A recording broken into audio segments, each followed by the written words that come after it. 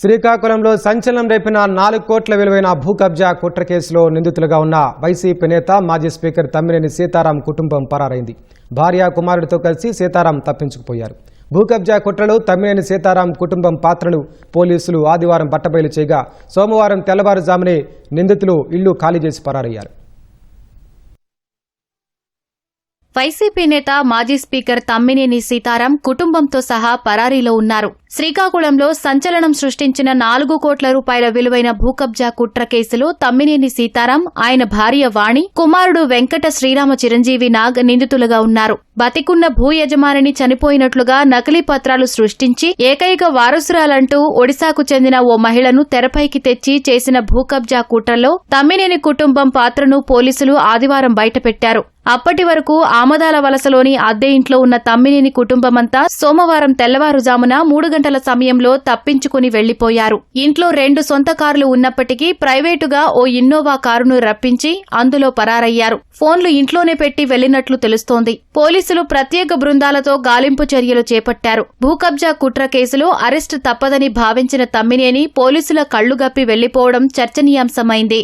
గోవిందరావు యాక్చువల్గా బ్రహ్మాండం బతికున్నాడు, చాలా యాక్టివ్గా ఉన్నాడు. అతన్ని చంపేసినట్టు ఒక డెత్ సర్టిఫికేట్ క్రియేట్ చేశారు. ఆ డెత్ సర్టిఫికేట్ని బేస్ చేసుకొని ఎంఆర్ఓ గారు ఎఫ్ఎంసీ సర్టిఫికేట్ ఇచ్చారు. వాస్తవంగా అయితే గోవిందరావుకి మగపిల్లలు ఒక ఆడపిల్ల ఉంది. ఆడపిల్ల పేరు సునీత. అందువరకు సునీత పెళ్ళి అయిన తర్వాత పుట్టినూరు సునీత అయింది. 2 మగపిల్లలు ఉన్నారు, వాళ్ళు కూడా బ్రతికే ఉన్నారు. అసలు అందవరపు గోవిందరావుకి పిల్లలే లేరన్నట్టు, ఒకే ఒక అమ్మాయి ఉన్నట్టు. ఆ అమ్మాయి అందవరపు రజని అని డాక్యుమెంట్లు రాశారు.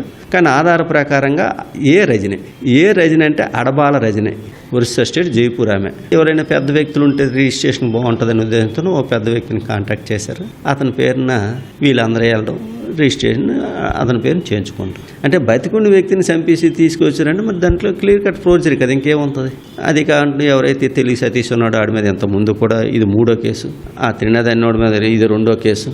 వెరిఫైడ్ మాకు దర్యాప్తులో తేలిన ప్రకారంగా వీళ్ళందరూ మూకమ్ముడిగా చేసినట్టే అనిపిస్తుంది, క్రిమినల్ కాన్స్పిరసీతో చేసినట్టే కనిపిస్తుంది. తమ్మినేని అరెస్టు విషయంలో పోలీసులు ఎందుకు జాప్యం చేశారన్న ప్రశ్నలు వెల్లువెత్తుతున్నాయి. చాపురం పంచాయతీ బలగ పరిధిలోని స్థలం నకిలీ పత్రాలతో కొట్టేయడంలో కీలకంగా వ్యవహరించిన 13 మందిలో 8 మందిని పోలీసులు అరెస్టు చేసి రిమాండ్కు పంపారు. తమ్మినేని కుటుంబంలో 3 నిందితులు ఉన్నారు. మిగిలిన 2లో ఒకరు మాజీ హోంగార్డు త్రినాథ్, మరొకరు హిరమండలం సబ్ రిజిస్ట్రార్. కొన్ని రోజులుగా త్రినాథ్ కోసం పోలీసులు గాలిస్తున్నా ఆచూకీ దొరకలేదు. అయితే కళ్లెదుటే తమ్మినేని కుటుంబం ఉన్నా పోలీసులు అరెస్టు చేయకపోవడం, వారు న్యాయ సలహా తీసుకునే పనిలో ఉండగానే నిందితులు జారుకోవడం విమర్శలకు దారితీసింది.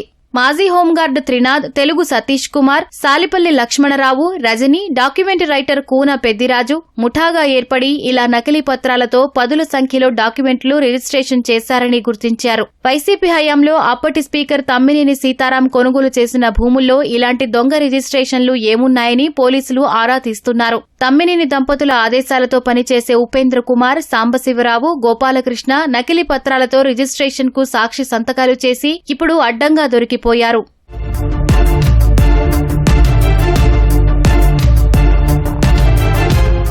తమ్మినేని సీతారాంపై అనేక కబ్జా ఆరోపణలు ఉన్నాయి. ఆమదాల వలస టీఎస్ఆర్ కళాశాలకు ఆనుకుని ఉన్న 8 సెంట్ల స్థలాన్ని తమ్మినేని కుటుంబం ఆక్రమిస్తోందని గత నెలలో వృద్ధ దంపతులు సీఎంఓ ఎస్పీ నిర్వహించిన ప్రజా పరిష్కార వేదికలో ఫిర్యాదు చేశారు. దీంతో డీఆర్ఓ విశ్వేశ్వరరావు, ఆమదాల వలస తహసీల్దారు, సర్వే అధికారులు వెళ్లి స్థలాన్ని బాధితులకు అప్పగించారు. స్పీకర్గా ఉన్న సమయంలో టెక్కలి మండలం చింతామణి గ్రామంలో 324 సర్వే నెంబర్లోని 23 ఎకరాల భూమిని గ్రామస్తుల నుంచి తన కుమారుడి పేరుతో బలవంతంగా రాయించుకున్నారని ఆరోపణలున్నాయి. తమ్మినేని కుటుంబానికి అత్యంత సన్నిహితుడైన ఆమదాల వలసకు చెందిన ఓ వ్యక్తి మరణించగా ఆయన కుమారుల మధ్య తగాదాలు తలెత్తాయి.